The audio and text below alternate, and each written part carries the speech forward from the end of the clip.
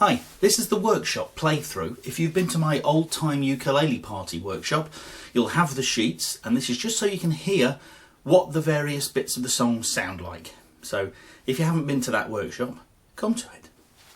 The first song is 9 Pound Hammer in the key of E. A quick little playthrough of the pattern. It goes E, another E for another bar of 4, A, another A, B7, B7 sharp 5, E7, E7. And it goes round that over and over again. Don't forget that you've played 2 bars of E at the end, and then when you go back to the beginning, there are another 2 bars of E because it starts with 2 bars of E. It's also a song that starts before the first beat. It goes, this 9 pound hammer is a little too heavy for my size, baby, for my size. I'm going on the mountain, gonna see my baby. I ain't coming back, I ain't coming back. And I've given you a few different chord shapes for the B7 and for the B7 sharp 5 on there. So try them all. It doesn't matter which B7 you use, whether it's this one that looks like an E minor, and slide your index finger up to get the sharp 5, or whether you use the B7 like I did there that looks like kind of like a G shape on the wrong string, and add my little finger for the sharp 5. The next song is Trouble in Mind by Big Bill Brunsey in the key of G. This one has some chord changes where there are 2 chords in a bar, so you've got to give the first 2 beats to one chord and the next 2 beats to another chord. I'll give you a quick example. It goes G for a bar of 4, D7 for a bar of 4, then 2 beats of G, 2 beats of G7, C, C7, and a full bar of G, a full bar of D7, and then the turnaround, 3, 4, 1, 2, 3, 4. Okay? This one does have a chorus, but the chorus is musically the same as the verse. It goes like this. Again, it starts before the first beat. It goes trouble in, and we come in on mind. 1, 2, 3. Trouble in mind. I'm so blue. I won't be blue always. The sun's gonna shine on my back door someday. And the verse is exactly the same pattern. I'm gonna lay my head on some lonesome railroad iron. When the 219 comes, it's gonna pacify my gentle mind. There we go. And finally, the one where it's a bit more complicated, and we looked into it in a little bit more detail. Deep River Blues.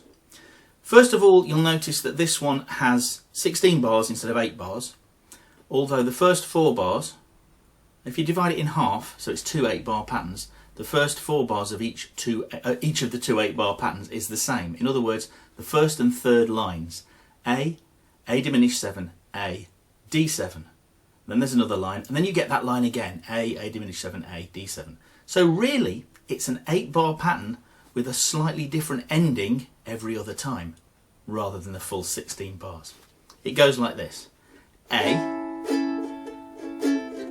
diminished 7, A, D7, A, E7, and then there's an E7 sharp 5 if we want it. Same as the first line, A to A diminished 7, A to D7, and this time we go A, E7, and back home to A.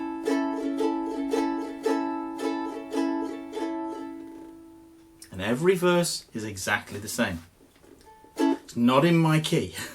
Let it rain, let it pour, let it rain a whole lot more, 'cause I've got them deep river blues.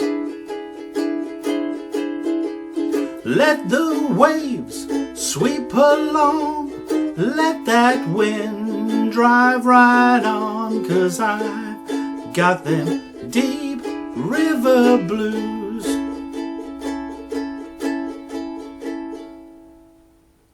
Okay, and then we had a look at some possible introductions or instrumental breaks that are a bit chord melody in style. And on the sheet I've written underneath lots of these chord shapes 1, 2, 3, 4, 1, 2, or 1, or 2, or 3, 4.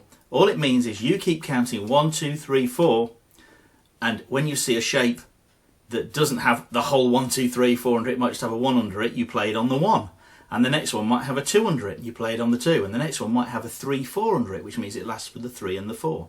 A bit like this. I'll try and play through it very, very slowly. 1, and these inversions are all on your sheet. This is still the same chord progression, just different inversions. 1, 2, 3, 4, 1, 2, 3, 4, 1, 2, 3, 4, 1, 2, 3, 4, 1, 2, 3, 4, 1, 2, 3, 4, 1, 2, 3, 4, 1, 2, 3, 4. And that gets us to the end of bar 8, the first 2 lines. Again, the third line's the same as the first, so we can do the same thing again.